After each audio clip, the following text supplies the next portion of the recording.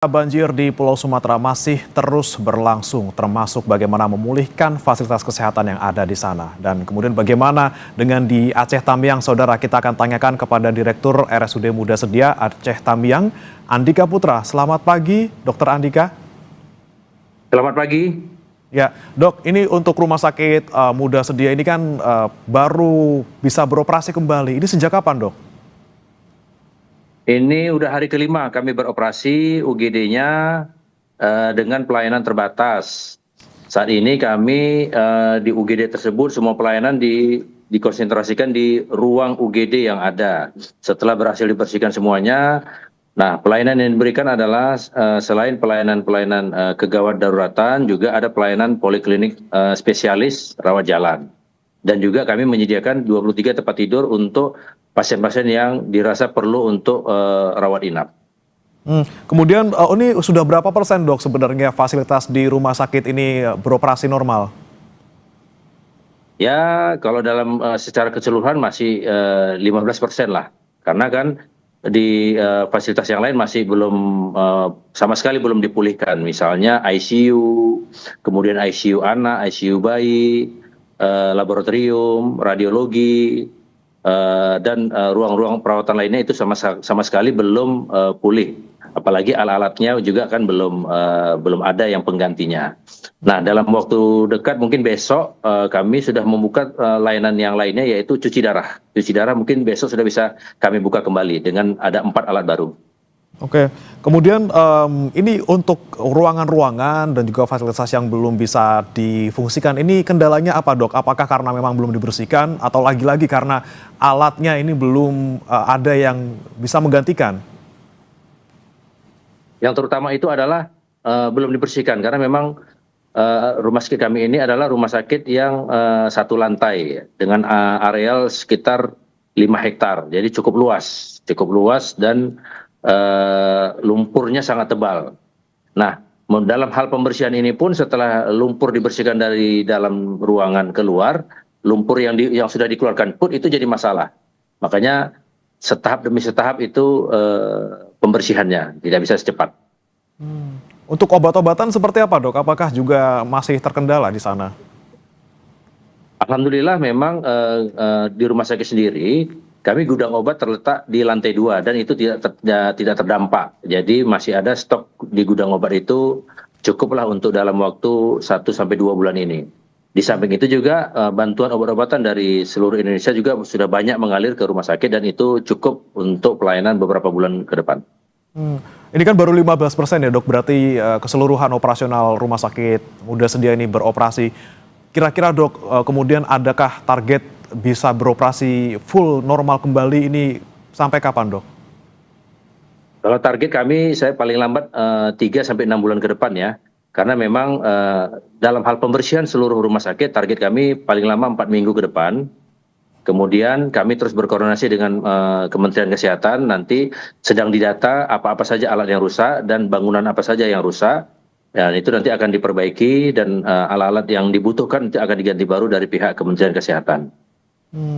Kemudian, Dokter Andika, untuk pasokan listrik dan juga air bersih ini seperti apa sejauh ini? Untuk listrik saat ini hidup dari PLN, walaupun dari PLN sendiri masih belum stabil, masih sering hidup mati. Namun kami dapat bantuan genset khusus untuk rumah sakit dari PLN, jadi dan suplai BBM didukung penuh dari pihak Pertamina. Jadi relatif dalam 24 jam listrik aman. Kemudian air sendiri juga kebetulan rumah sakit ini di belakangnya PDAM, di belakang RSUD, jadi langsung bersebelahan dengan PDAM, sehingga ada suplai khusus juga air dari PDAM, ada tandon khusus yang langsung ke rumah sakit.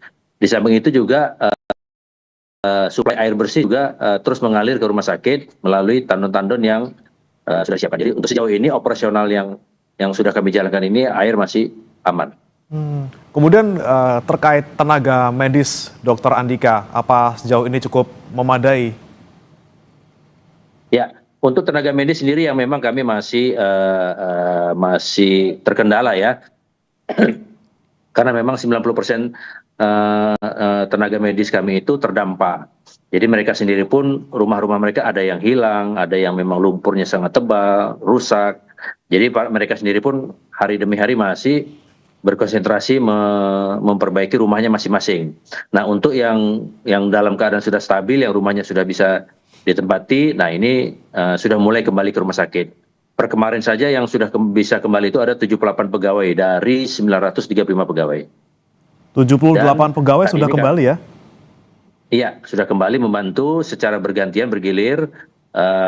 Sementara yang lain, karena kan jaringan telepon juga masih belum tersebar merata. Jadi memang masih banyak yang belum bisa kami hubungi.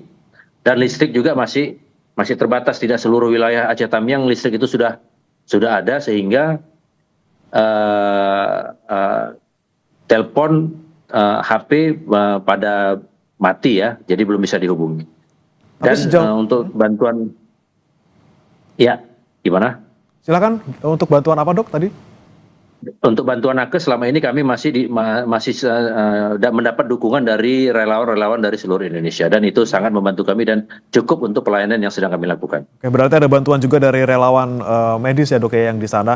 Kemudian dok, untuk masyarakat yang ke sana ini dalam satu hari bisa melayani berapa dok Rumah Sakit Muda Setia?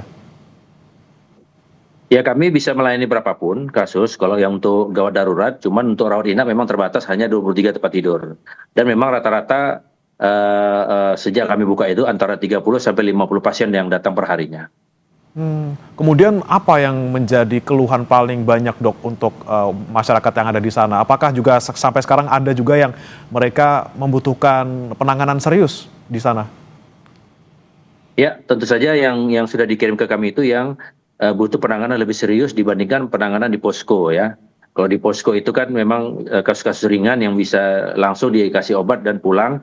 Nah, namun untuk kasus-kasus yang membutuhkan perawatan lebih lanjut, misalnya pasien paru-paru yang sesak napas, jantung, kemudian luka yang berat, itu biasanya dikirim ke rumah sakit dan kami tangani dan kami rawat.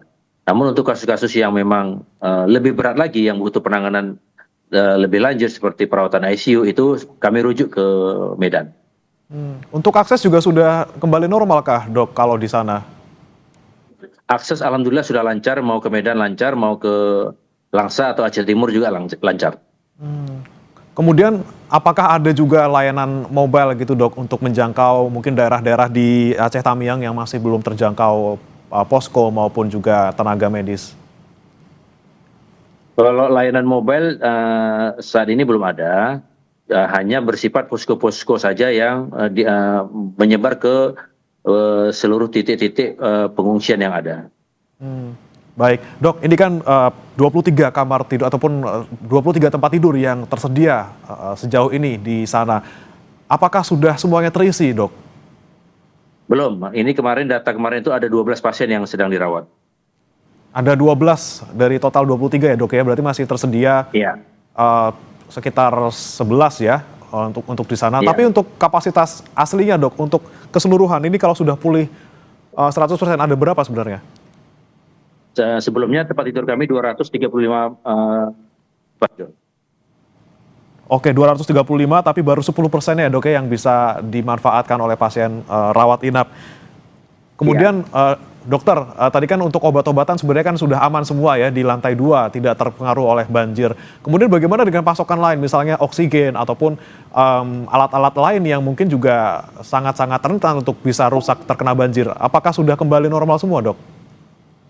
Untuk oksigen kami dapat beberapa bantuan tabung oksigen, dan alhamdulillah itu masih cukup untuk pelayanan dalam waktu 1-2 minggu ini, dan kami terus akan berkoordinasi dengan pihak penyedia oksigen untuk terus memberikan kami suplai oksigen yang selama ini memang diberikan ke rumah sakit. Oke, tadi kemudian juga dokter juga sempat menyebutkan bahwa saat ini yang sudah berfungsi ini di UGD, kemudian ada juga rawat jalan. Tapi kalau untuk di UGD sendiri dok, apakah pihak dari rumah sakit ini sudah bisa melakukan tindakan-tindakan lanjut seperti operasi atau misalnya tindakan lain dok? Ya, alhamdulillah kami juga sudah berhasil membuka satu kamar operasi dengan bantuan alat-alat dari Rumah Sakit Adam Malik. Dan untuk operasi SC melahirkan bisa kami lakukan, operasi-operasi patah tulang, operasi-operasi yang kasus yang relatif tidak berat bisa kami lakukan dan sudah ada kami lakukan tindakan operasi. Baik, kemudian ini dengan baru 15% yang kembali beroperasi normal, Dok. Kemudian apa yang saat ini paling dibutuhkan oleh pihak rumah sakit untuk bisa kembali lagi 100%? Ya, yang paling kami butuhkan adalah upaya pembersihan dulu, upaya pembersihan karena memang tanpa pembersihan ini sulit kami untuk terus membuka layanan tersebut. Nah, dengan bisa ini dibersihkan semuanya, pelan-pelan nanti pelayanan akan dikembangkan. Nah, target selanjutnya adalah kami akan membersihkan satu kamar rawatan. Satu kamar rawatan sehingga mengantisipasi mana tahu ada peningkatan jumlah pasien yang butuh perawatan. Jadi kami sudah punya cadangan kamar rawatan. Kemudian Dok, untuk proses pembersihan ini tentunya tidak mudah. Apakah juga sudah ada bantuan dari pihak BNPB maupun pihak lainnya? Paling tidak untuk hari ini, Dok, apakah juga ada upaya pembersihan di sana? Pembersihan sudah dilakukan ini sudah hari ke-10 ya, yang terutama kami mendapat bantuan dari TNI Angkatan Darat dan Angkatan Laut sekitar 175 orang mereka, dan itulah yang bantuan yang sangat signifikan yang membantu kami dalam hal pembersihan. Dan mereka terus ditargetkan sampai.